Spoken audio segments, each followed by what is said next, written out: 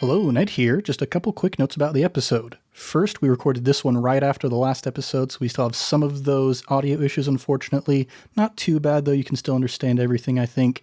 Second, we ran out of recording time a bit sooner than we were thinking, so it's a bit of a shorter one than usual, but we're pretty happy with the direction things are going. We're excited to see where it all leads to, so we hope you enjoy. On with the show. Previously on ImpTab Avatar. Having finally arrived in the Foggy Swamp, Je-Tsun and Amar met up with c1e, a young swampbender girl who is slated to become the shaman of her tribe someday. She led them back to the swampbender tribe where Ziah had been picked up by some of the swampbenders and was in recovery in the hut of Rokkin, the current shaman of the swampbenders, and his delightful wife Mama Millie, who woke Ziah up and introduced her to c1e with the idea that maybe c1e can teach Ziah how to do some swamp bending techniques. Je-Tsun hung around with Mama Millie and Rokkin for a bit and then went up to get a higher vantage point, while Ziah and Amar went to do some training with c1e. Ziah learned how to do the water whip technique and do a bit of plant bending herself, in exchange for which Ziah introduced c1e to ice for the first time. She had never seen it because it never gets cold in the Foggy Swamp. And Amar and Ziah discovered that c1e, while she believes strongly in the importance of becoming the shaman of her people, is also kind of conflicted because she wants to explore more of the world, and she wants to have some fun and let loose a little bit. And so they decided that they were going to team up to go and prank Rokkin Marauder, just the worst. Just the absolute most detestable, damp person who ever did walk the face of the Four Nations. Odious is the word. So nasty. Odious indeed. I mean, I think he's got a nice smile. And so Ziah and Amar went to find Je-Tsun so they could prepare to go and prank Rokkin. And on the way, Amar gave Ziah the waterbending scroll that he picked up in Bossing Say. And with this kind of emotional moment that they are having, they're going to find Je-Tsun, and that's where we're going to pick up. What has Je-Tsun been doing this whole time, and what is going to happen when we finally confront Rokkin Marauder and his posse? Let's find out here in the world of Avatar Legends. What's shaking, everybody? You're listening to ImpTab Avatar 10,000 Things, the Avatar Legends actual play where we make up almost everything on the spot.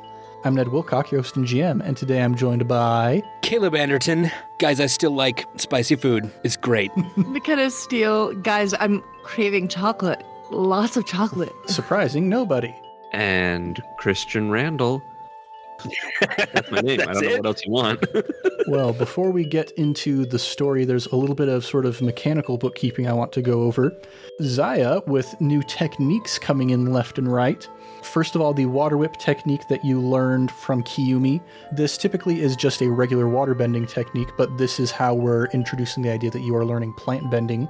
This is a defended maneuver technique. The way it works is you lash out with a tendril of water, and you mark 1 fatigue to inflict a condition or 2 fatigue, your choice. So it's like an offensive-defense move? Yeah, it's really interesting. Like, it's defend and maneuver. So what's really cool to me about this is, like, if you get 2 defend and maneuver techniques, then you can have your opportunity to do something a bit more defensive, but you can still get that strike in during the same turn, which is pretty fun. That's really cool, actually. I like that. And now with this waterbending scroll, the way that we're going to work this out is you can, on your own time, take a look at that list of waterbending techniques, and you can choose 3 of these techniques that you'll have the opportunity to learn from this scroll over the course of this adventure.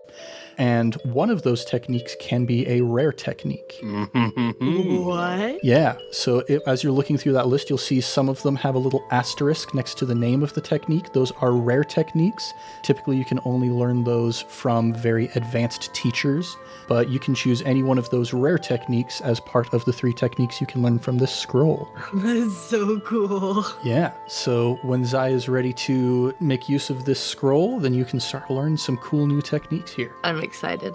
But for now, as you guys are heading to meet up with Je-Tsun, Christian, you said that Je-Tsun was going to find himself kind of a high vantage point. What has Je-Tsun been doing during this training session? He's mostly been observing the group down below, watching them bend and practice. He's also been fiddling with the fog, the mist in the air. He enjoys airbending when he can do that kind of stuff. And he's also been thinking about the state of the group as the squad leader, the pillar, when the group is out of balance the way it is, he is out of balance. He's trying to figure out how to get his group back together. So I'm basically just going to try and meditate and see if I can come to any realizations. I will also take a moment to hold a little private tea ceremony for myself and remember monk Je-Tsun. I'm just going to recall my old master. Mm-hmm. And so you're up here meditating, thinking back on the good old times, one from down below in the swamp. Je-Tsun, what the heck are you doing up there? I'm drinking tea. It's very good tea. I see you have been learning some new bending techniques. That's very exciting. Would you all be okay, just for a quick moment, if we had a meeting? If that's too formal, a pow-wow? A gathering? A conversation? I don't know what you young kids are saying these days. Yeah, we can do that. Soon you're being really weird. More than usual? Would you all join me up here on this platform? It's a beautiful view of the swamp from up here. I'll climb up. I'll just follow right behind. I will go ahead and pour 2 more cups of tea. Here you are, Amar, Ziah. We are knowledge seekers, and we are a team. You remember not too long ago, Amar, I hope, when you got your uniform, I explained the 3 clasps and their significance: knowledge, wisdom, and action. Over these last few days, we have collectively come across some difficult knowledge, and it has affected our group. I'm hoping we can work together to gain some wisdom from that and move forward acting accordingly, that we can hopefully accomplish what we all set out to do together. I know things are hard right now. If we go forward now, I worry we'll fail if we act without wisdom. That's really all I planned while I was sitting up here in this tree. I'm hoping you say something that can help me figure out what to do next. Amar had shoved a lot of that stuff out of his mind temporarily, and with being forced to confront it again, some of that anger begins to rise up again. I've marked angry as one of my conditions. As you speak, Je-Tsun, you see Amar's knuckles go white as he clutches this teacup that you've given him in his hands. It starts to shake a little bit, and then you see the teacup shatter. I'm sorry. Was that yours? You probably brought that from the library, right? Yes, it was my favorite cup. But now it doesn't exist, so it doesn't matter. What matters is what is here, and that is us and you.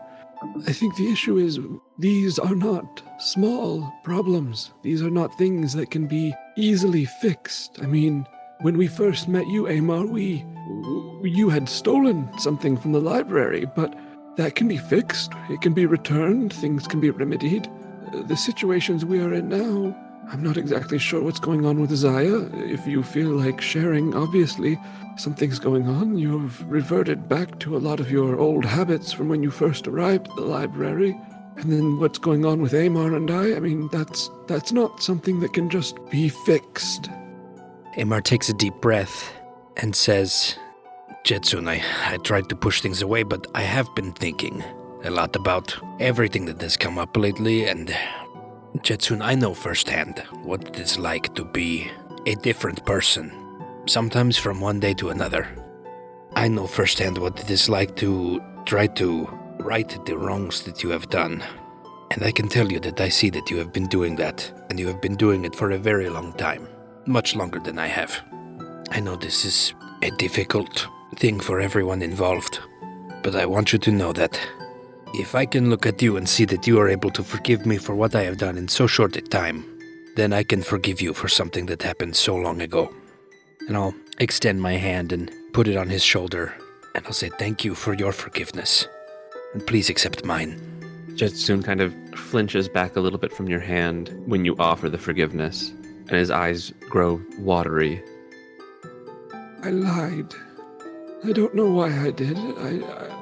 I have about that story every time I've ever told it. I told you that none of the airbenders died during that incident, but one did. a very good friend of mine, someone I counted as a brother. His name was Je-Tsun, fellow monk. Since him, there's been other people I've had close in my life. Lobsang, obviously a good friend, but more a student, a lifelong student than anything. I haven't had a real friend like Je-Tsun since that day. I feel I have found one in you. And he reaches up and he places his old bony hand on top of your hand that is resting on his shoulder and kind of gives it a little squeeze. Thank you, friend. Thank you, friend.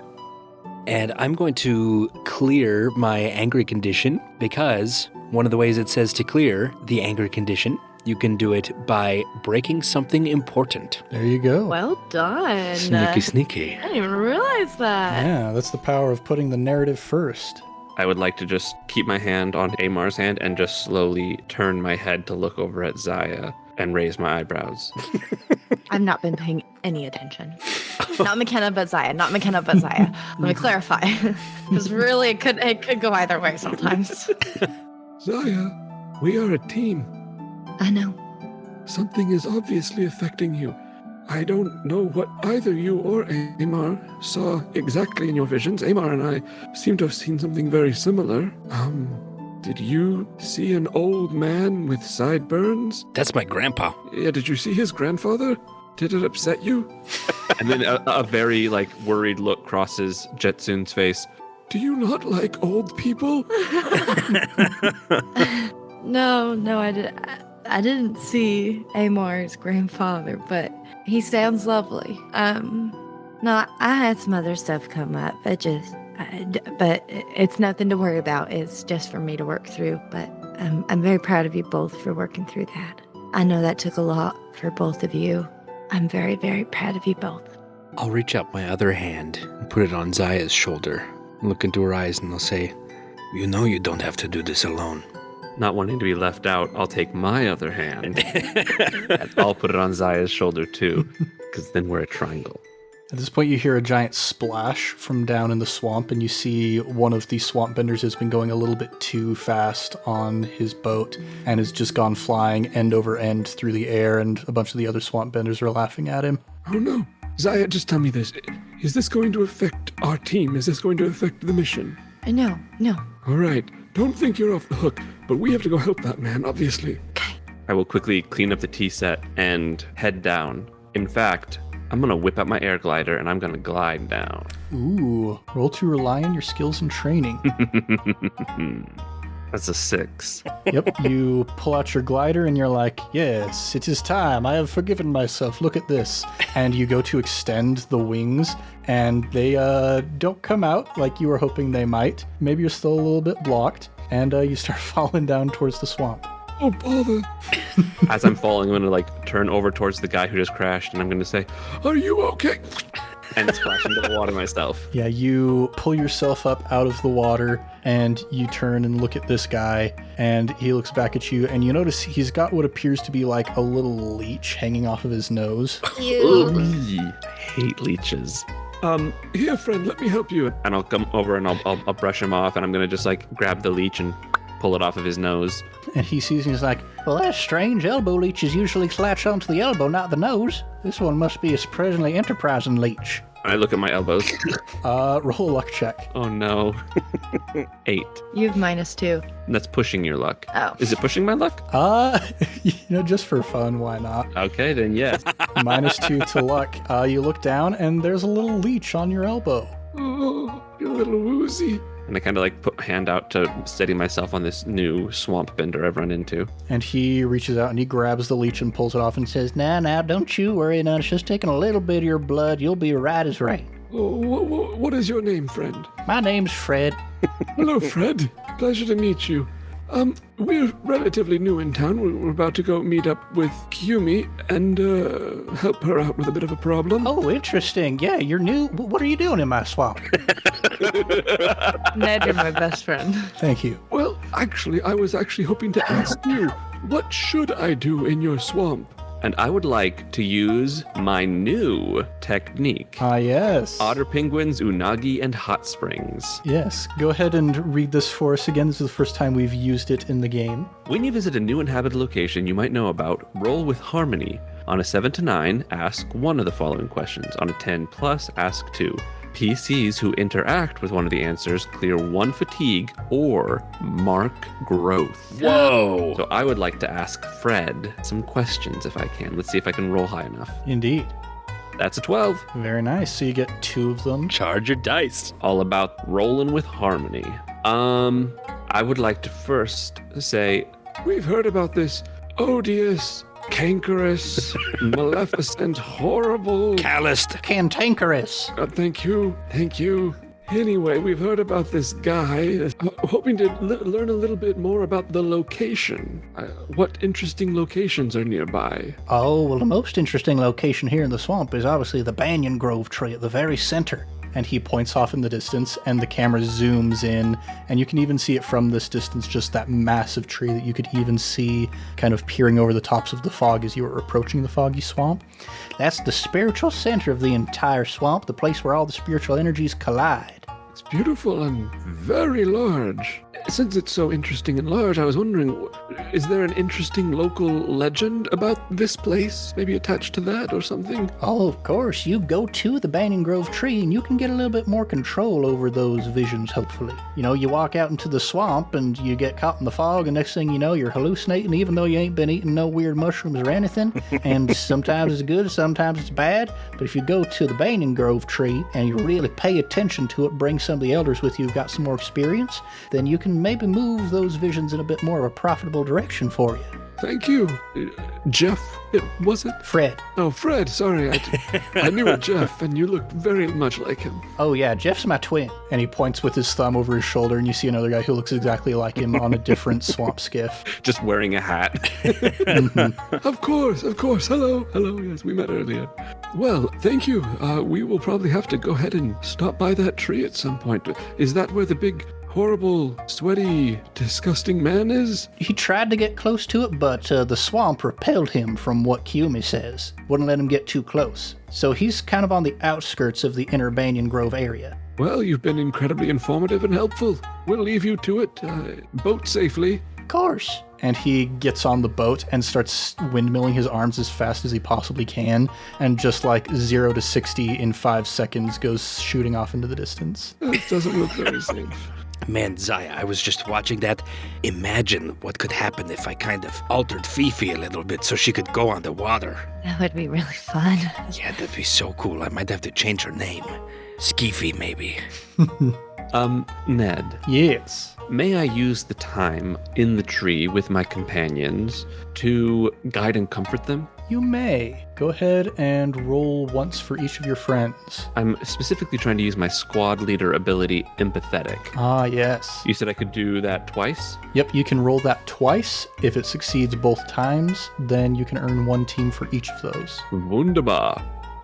That's a 7. All right, is this for Amar or Ziah? This would be for Ziah first. Okay, so on a partial success, you still get sort of the main effect, but you don't get to shift their balance. You only get that on a 10 plus. So she still gets to choose whether she embraces your guidance and comfort or shuts you down. I don't think we've done this yet. You're going to shut me I'm down? gonna shut you down. Ooh. Do it. Okay, so you give me a condition and I shift your balance. How do you think Je-Tsun is feeling based on the fact that he's been shut down for the first time? Je-Tsun is probably feeling insecure because he feels like he's normally pretty good at this kind of stuff. But in response, he's going to shift her balance. Interesting. Between forgiveness and action, it's tough because I'm going to shift it away from forgiveness and towards action because she's not wanting to talk about it. She's just wanting to move forward and get going. So 1 more towards action. All right. So Ziah's getting pretty close to the edge of the track there. Je-Tsun, you do not get to mark 1 team for that guide and comfort, but you do get to roll for Amar as well. That's a 9. Another partial success. So Amar, would you like to accept or shut down? I will accept that. All right. So you can clear yourself of 1 condition or 2 fatigue. Je-Tsun, you gain 1 team. And then, Je-Tsun, you may ask him 1 question that he must answer honestly. do you think this waterbender guy really is all that bad? Oh my gosh. I mean, you knew the guy, right? Do you remember anything? Maybe he had a really good sense of humor.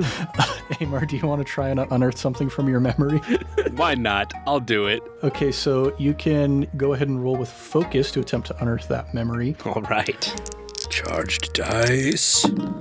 Hey, that's a 13. Oh, yeah. My boy, that's amazing. So you receive the spark of insight with no downsides, and you try and think of a redeeming quality of Rokkin. You think.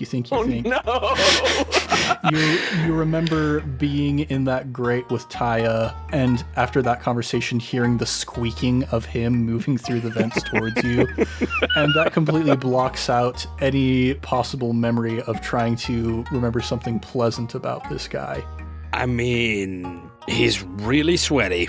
I think I remember him doing some cool stuff with that sweat. I mean, he could make weapons with them. And I think one time he slid a key up his sleeve, and it was really easy because he was so lubricated. Okay. Yeah, this guy sounds pretty awful. He's pretty gross. That settles it. We're gonna have to go, boy, how do we handle this best? How do we take down someone like that? So we actually had a conversation with c1e. It's kind of her job as the shaman in training, and we thought we could, give her a chance to practice her bending, maybe, see. I mean, obviously this guy is terrible, so we don't have to feel bad about pulling pranks on him. She wanted to practice some pranks and see what that might do. We thought we would encourage that. She's really sheltered. She needs to live outside the box for a minute. Soon, she's never been out of the Foggy Swamp. She wants to be old and wise. Well, that's a worthy goal. That's a very worthy goal. Rank, you say?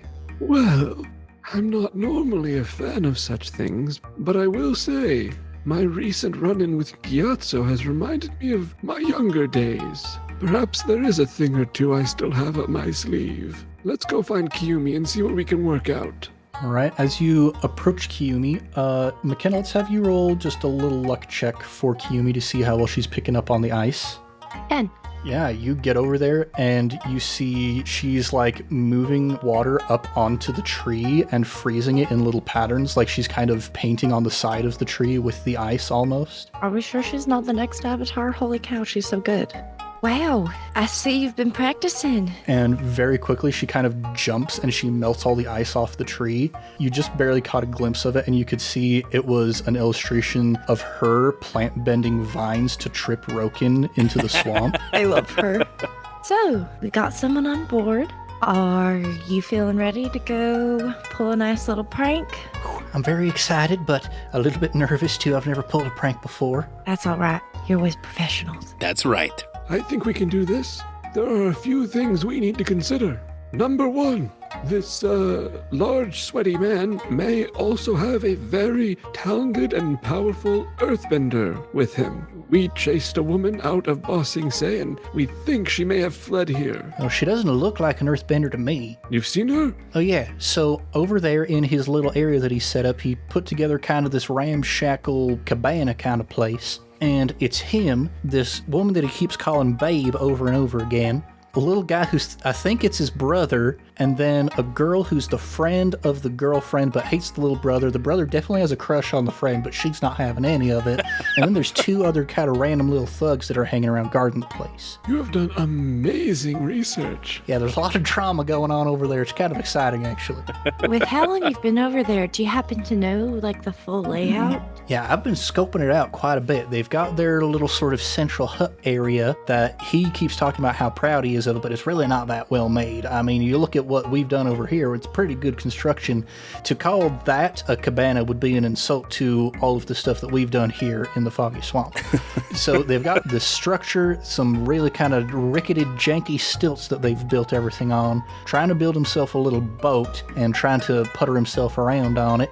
And then there's kind of this little place off to the side where the guards live. So it's not a very sophisticated sort of place. It's in a smaller clearing than what we got here, still kind of surrounded on all sides by trees and vines and whatnot. Interesting. Well, this woman we chased away would have only showed up very, very recently. So has anyone shown up within the past couple of days, or has this been around for a while? Nobody showed up recently, and the guy seems to enjoy it. He seems to enjoy the fact that he's in a place where nobody seems to be able to find him. Maybe she didn't run here. I don't think she did. Well, all the same, we need to find out what he knows. It sounds like there's a bit of a relationship drama going on there. Maybe we can use that to prank. I will admit to being a little bit out of practice. Back when I would pull pranks, and I mean way back, we would drop pies on people's heads. We would airbend a cloth to fold around someone's eyes so they'd stumble around for a moment. Maybe we weren't very good at pranking now that I think about it. I mean, that pie, that's pretty good. You like my pies? Yes, and it makes a good prank too, but let me make sure I have this straight. Our goal is to get information. Kiyomi, your goal is to get him out of this swamp, right? Like, just get him away. Yeah, he's doing weird stuff to the sort of spiritual energies flowing around. That's really bad. Yeah, he's kind of causing some sort of blockage in the Banyan Grove tree, and we gotta get him out if we want things to be able to flow naturally like they're supposed to. Okay. Is there a way we could combine those two goals? Well, I'm thinking if we just grab him and take him out of the swamp, bring him back to the library for questioning, then he's not here anymore. And I would say we have a decent relationship with the King of Ba Sing Se. We could probably use his prisons if need be. And go back to Ba Sing Se. Oh, Too soon, man. yeah, you're right. Well, at that point he becomes our problem and he's out of the Foggy Swamp, which is really the big goal. I mean, I'm all down for kidnapping bad guys. We just gotta make sure that our friend Kiyomi here has a chance to prank him real good a couple times. I think that's a good idea, just causing a couple pranks to kind of get them on edge and then, The old snatch and grab technique. yeah. Well, he's a waterbender, and there's a lot of water here. Not unless it all gets taken away. Do you two think you could bend all of the water out of an area? Because that would be crazy. Like, amazing. That is a lot of water in there. It's a lot of water. Well, we don't have to necessarily bend it. Are you talking about a really big towel? Talking about a dam. What's your language? Ziah. Now, here's a thought. We usually don't like to try and build dams around here because we want to keep things flowing, but I know how to turn water into ice temporarily now. A temporary dam. It's not a bad idea. And here's the thing, I'm pretty sure he does not know how to bend plants. Oh, he has no idea how to bend plants. The plants would never listen to a man so incredibly self-centered. I could teach some of the other members of the village to bend some ice. I bet I could teach them. That's not a bad idea. Get a whole bunch of us together, we can make a dam. We dry up their little cabana area so that he can't use any water, and then we come in with the plants. Bada bang, bada boom. So let's get a town meeting together. Kind of explain to everybody what we're hoping to do. You don't think there's any I'm just so worried after the time with the Daily. No one here is like a two-time and double-crossing agent or anything. Is going to go chit-chat with the sweaty guy. Oh, all of us absolutely hate him. Nobody here would even think of having a pleasant conversation with that individual. Okay. Yeah, let's get a town meeting together and tell everybody about it.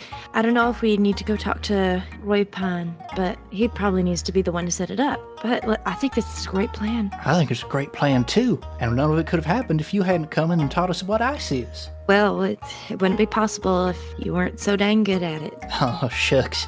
I've just been practicing a lot, trying to be cool. And she's kind of kicking at the shrubbery and not finishing the statement, but implying pretty heavily trying to be cool like you. Aww. And the best way to get better at it? Teaching everybody else. Do you think maybe you could teach everybody?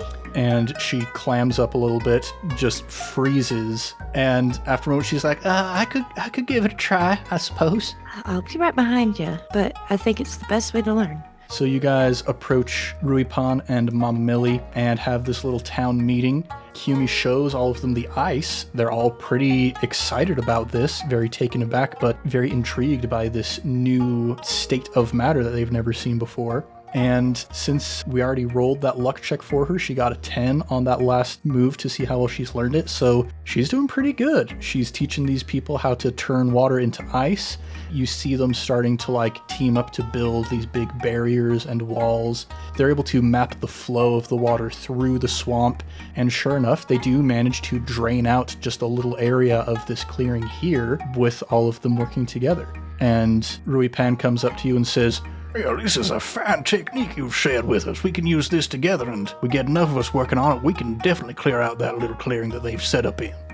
I'm glad you think it'll work. Yeah, we'll stay back and we'll maintain the dam. The rest of you go in there. You'll be our strike team. You'll actually take care of this just absolutely odoriferous, disgusting person."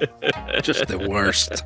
Well, Yumi was the one that came up with the idea to use the ice, so quite a brilliant little lady you guys got. and she's over there helping some of the others with their ice bending. He looks over and is like, Well, look at that. That's leadership right there in action. Imagine how much more she could learn with meeting all different types of benders and different cultures. he gives you a little bit of an interested side eye, one of his eyebrows raises. Roll to plead with an NPC. I have -2 on that. A 5. He looks at you and he says, Yes, any other types of benders who manage to make it into the swamp, I am sure will be very helpful to her training, just as you have been. Well, I'm glad we were able to make it in. Yeah, now let's go take care of this crazy individual. Yeehaw. and as our heroes and their new allies go heading off to confront Rokkin and all of his people that he's got with him down there, I think that's where we're going to pick up next time.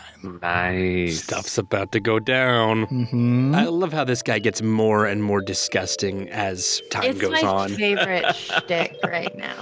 I like how much he is disliked. Well, everybody, thanks so much for listening to ImpTab Avatar, and we'll be back next time with more adventures in the world of Avatar Legends. If you want more, go and subscribe, maybe even give us a review. We would be as happy as Fred is just going whipping through those trees as fast as he possibly can if you would give us a review on the podcatcher of your choice. We're also all over social media at Improv Tabletop, so if you'd like to connect with us, maybe you want to talk with Christian about how he managed to make this guy so unpleasant in so many ways, then don't be afraid to reach out. Next up, we've got our next 3 Sticker Club patrons that we're going to shout out here for everybody. Yeah. First up this week is James Walker. James is the person who first discovered how to sail a swamp skiff over the surface of the water. The only unfortunate thing about that is when you invent something new like this, it takes a lot of regulation to make it safe. So there's a lot of people crashing around the place, and James is working around the clock to try and set up some kind of waterway system so that people aren't just crashing into everything. Well done, James. Next person we're shouting out is Mackenzie Peterson, who is also a very skilled and accomplished ice painter, painting pranks left and right all over the walls of her apartment. Evan is maybe not the happiest about it, but he can't do anything to stop her. Yeah. And the final person we're shouting out this week is McKenna Randall. Who that is? Yeah, who I have never once met in real life, in real person. Yeah, it's because it's really exhausting to actually change your last name. Oh, I've thought about making Ned my actual legal name, but then I look at the process and I'm like, this is going to be a hassle if I do that. Yeah, we were going to And we had to change our passports. change passports, and then Steele is just a cooler last name. So I'm the one who should change my last name. Yeah, because think of it, Christian Steele. That's pretty cool. That's a fantasy writer name if I ever heard one. Now let's do a round of plugs. Christian Steele, would you like to take that this week? Why, yes, I would. As always, you can check out our backlog of Fate games. These are 4 mini episodes that span the length of a month and start out crazy and go crazier. Always a mashup of insanity leading to a good old time. We also have our sister podcast, I Cast Fireball, the 5e actual play, following the adventure Tyranny of Dragons, as well as some very well done and interesting homebrew sprinkled in to spice things up. Ned is a fantastic player on that, so if you enjoy him, you will enjoy that. And of course, we have our Patreon. You wonderful, wonderful patrons, the imps out there making our dreams come true. It's incredible to be able to interact with you guys through the Discord, see your guys' responses and theories, and being able to interact with you. We did that stream a little while ago for the first time. That was super fun. I look forward to seeing more of you again on that one. Just an altogether amazing time. If you aren't a patron yet, we would love to see you. Those who are, we do love to see you. We love to be able to interact with you. Then for a direct plug, I'm going to be plugging oranges. I don't know if y'all ever had them. They are orange in color, orange in taste, orange in smell, and especially orange in feel. So if you want to go ahead and have your senses experience orange, go to basically anywhere that sells food, get yourself an orange. My only request is do not buy an orange that comes pre-peeled and then stored in a little plastic circle. Nature gave it a storage unit. Buy it that way. That's my only request. Agreed. Well, everybody, thanks for joining us here in the world of ImpTab Avatar 10,000 Things. I'm Ned Wilcock, your host and GM, and today I've been joined by Caleb Anderton playing Amar. McKenna Steele playing Ziah. And Christian Randall playing Je-Tsun of the Library. Much love and stuff, everybody. We'll catch you next time on Improv Tabletop.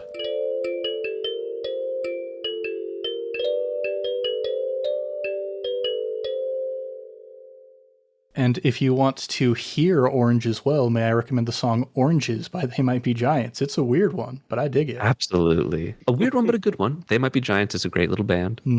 Oranges and graphic design. That is my life.